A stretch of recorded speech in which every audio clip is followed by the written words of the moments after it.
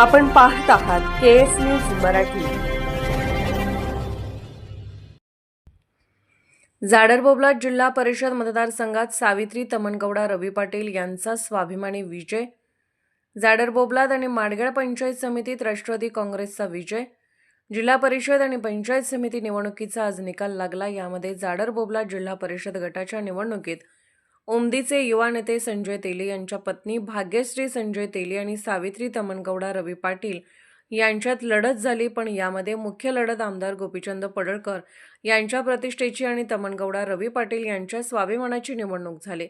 पण जाडरबोबलाद जिल्हा परिषद मतदारसंघातील मतदारांनी जत तालुक्यातील 8 जिल्हा परिषद गटात भाजपाने सफाईदार विजय नोंदवला असताना जत तालुक्यात भाजपची लाट असताना तमनगौडा रवी पाटील यांच्या स्वाभिमानात जाडरबोबलाद जिल्हा परिषद मतदारसंघातील मतदारांनी साथ देऊन सावित्री तमनगौडा रवी पाटील मोठ्या मताधिक्याने विजयी केले।